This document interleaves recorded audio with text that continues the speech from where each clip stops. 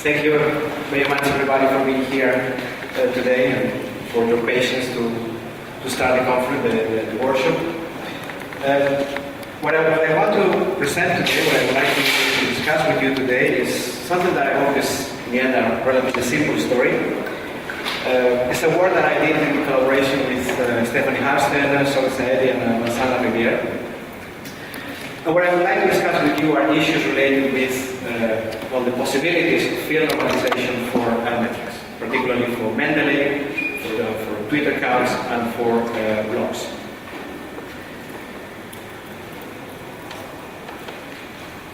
Yeah, that's always problematic.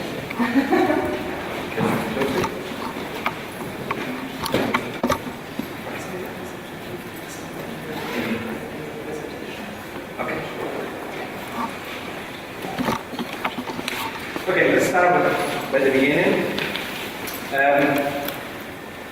In bibliometrics, the field difference is an important element, particularly when for example, citations, bibliometric indicators want to be comparable across fields. We have also seen in Altmetrics that there are important field differences, for example, in tweets, in blog mentions, and in other Altmetrics that we find that across disciplines. The point is that we really need to take into account these differences. We really need to consider them when we want to analyze sets of documents that include publications from several disciplines. Actually, there have been already proposals for field normalization of Mendeley readership and also for Twitter accounts. And something that we need to keep in mind when we discuss field normalizations is that the distribution of the metrics across publications is a key element. It's something that we need to understand, that we need to know better in order to produce proper normalization of indicators. Somehow what we realize is that in the literature is still missing a broader discussion about the differences or the similarities of metric distributions, metric indicator distributions across fields. And this is the gap that I would like to get in today with this presentation and with the discussion. So my presentation then will be around two main research questions. The first one is, how are Mendeley readership counts, tweets, and blog mentions distributed paper per paper across fields? And the second one is, what are the implications of the specific distributions for the development of field normalized indicators?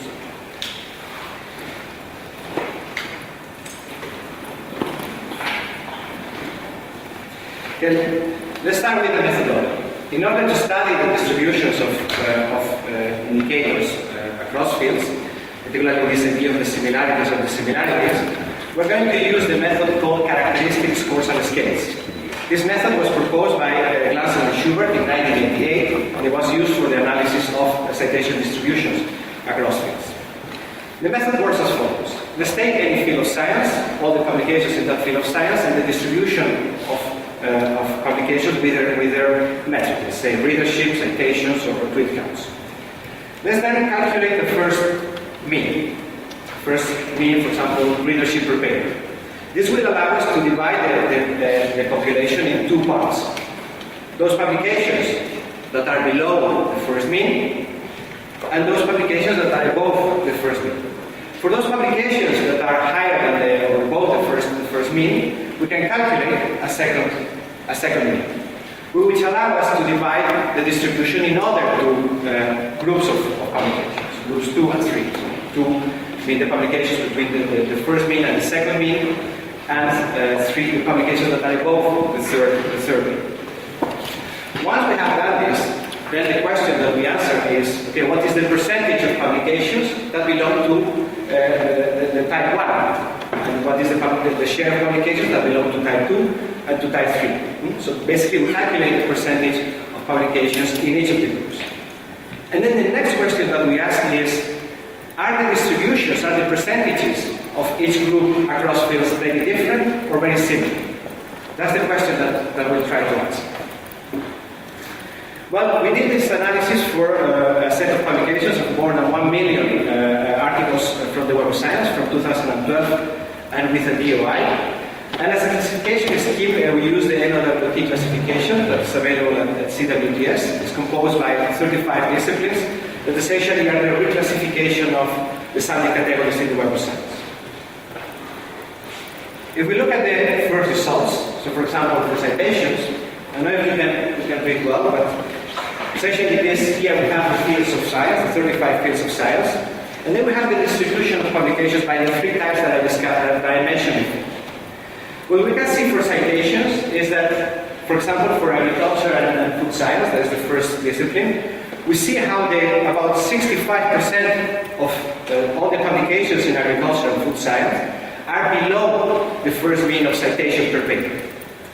About, say, 20% more are between the first mean and the second mean, and about 10% are above the second mean. What is remarkable of this graph, what is remarkable about this method of citations, is that you will end up a lot. I don't know, exactly. Yeah. Just click on the presentation somewhere. Okay. Okay. That's how it works. I did a whole workshop with that, like this condition. Okay, thank you. So the most remarkable thing of this graph is the similarity across fields and the distribution of publications. To put it in a simple way, if you know this graph, you can go to your friends and say, well, I bet you whatever you want. If you take any field of science, and I calculate the average of citations per paper, 70% of all those publications will be below that mean. And you will be very highly that you will get your money. Okay, that's the idea. So this is a regularity in science. So then the next question is, how is this regularity for Altmetrics, for some of the new metrics that we are studying? So we did a study for Mendeley, and what was somehow striking, it was the similarity with citations. So essentially, Mendeley readership followed the same patterns in the distribution as for citations. There are differences in the fields, in the order of the fields, but basically follow the same pattern. So, if we would take the metaphor of the gambling, you could go to your friends and bet that if you calculate the average of readership per paper, very likely around 70% of all the papers will be below that mean, and you will get your beer. The question now is, how is this for the other Altmetrics, for Twitter, for blogs? Does anybody want to bet? Any suggestion? Are we going to get pictures like this? Similarity, numbers? Okay.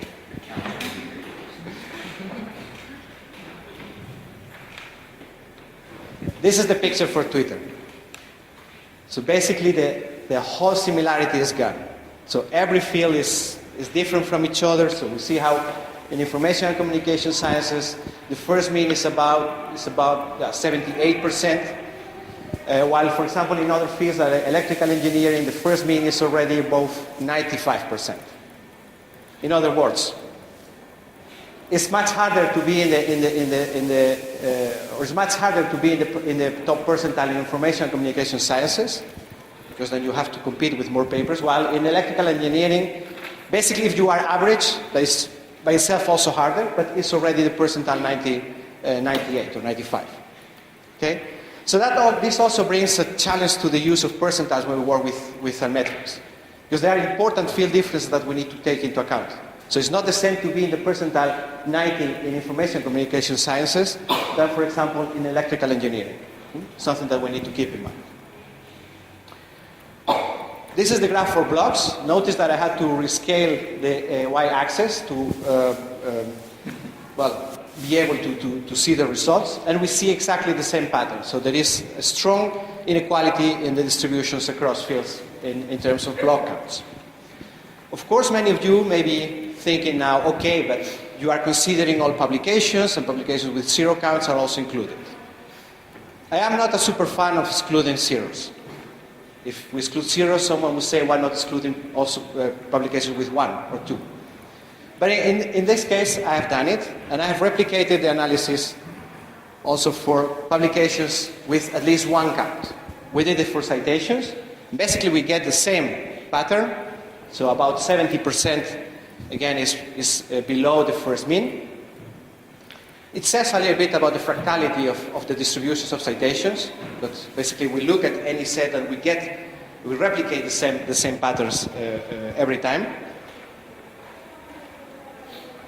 Same thing for Mendeley, also quite stable and replicating the pattern of citations. And for tweets, the distribution improves a little bit, so it makes a difference to remove those publications with zero counts. But still, we see quite important differences in the distribution. So, for example, in general and industrial engineering, we'll get the first mean about the percentile 70, while in basic medical sciences we would have it in the percentile 85. So still quite large differences in the distributions. And again, the same thing for blocks. Quite unequal distributions. So, just some conclusions. We corroborate the described skew distribution for citations and for Mendeley. So they follow very similar patterns. We have even more extreme skew distributions for Twitter and for blogs. So we see it because the percentiles where we start to have the first mean are much higher, about 80 or 90. We can say that there is an effect of the publications without any mention, but still the effect remains when we remove those publications with no mentions. Regarding citations and Mendeley, we have to remark this striking similarity in their distributions and similarity across fields, so they resemble each other very much. This supports field normalization for Mendeley readers in the traditional way as we do it for citations. So we could do normalization based on means or percentiles.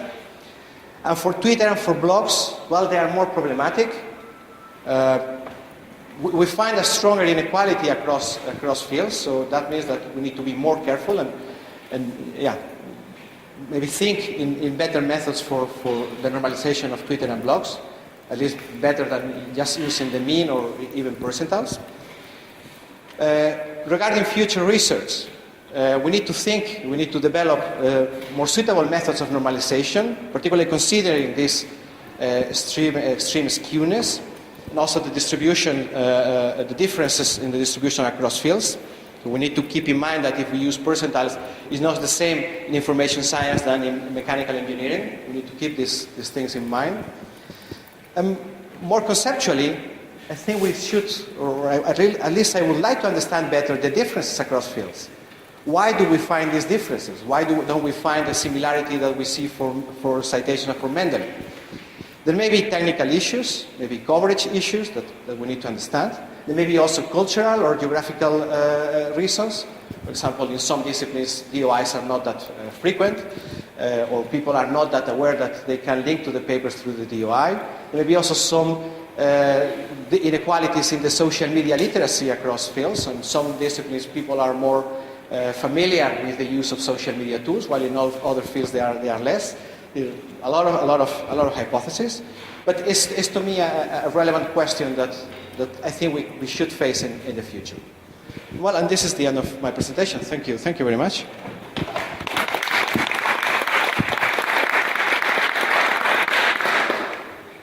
Are there any questions for clarification first? It was not very clear to me.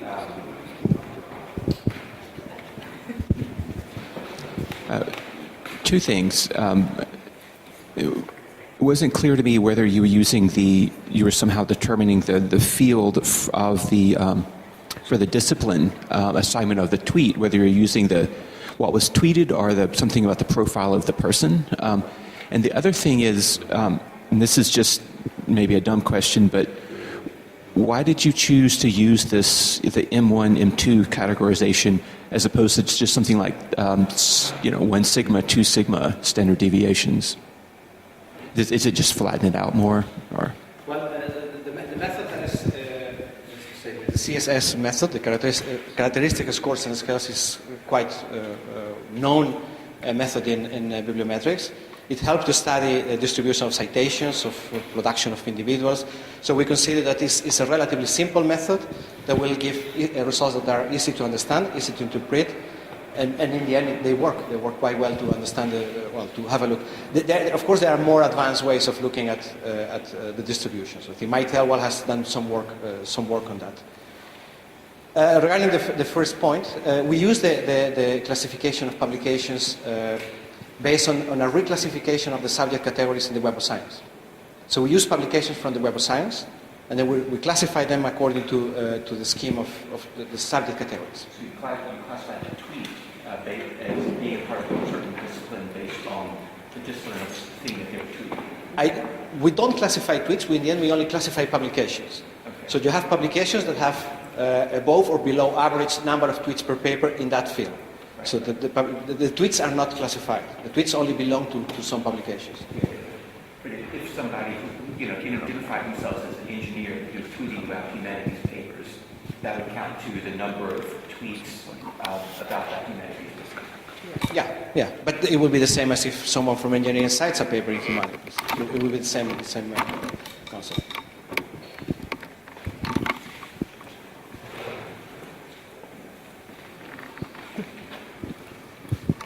So I had maybe a somewhat similar question. I was curious about what happens for work that is that crosses us between different disciplines. And as I was thinking about that, then I was also thinking that in disciplines where not very many people tweet, for example, about their papers, it's probably the people that are to some extent crossing disciplines and they're thinking about their work a little bit differently that are the ones that are tweeting. And so I guess just the general question would be, what do you do where you have multiple disciplines?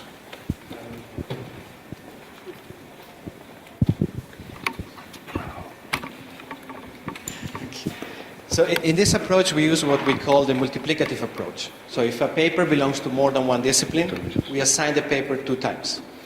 So we consider a paper in one discipline as such.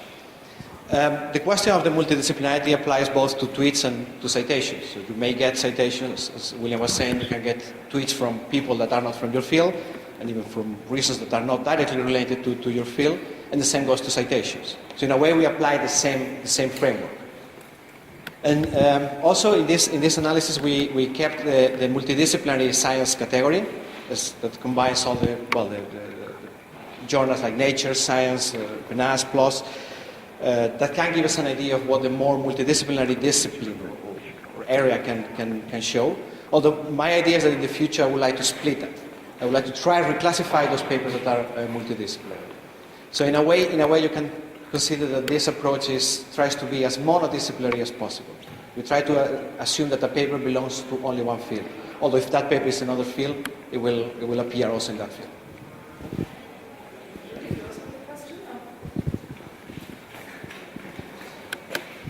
I was wondering about the difference. The graphs looked similar for citations and for Mendeley, but you said that there were differences in the subject categories. Can you expand on that a bit? I couldn't.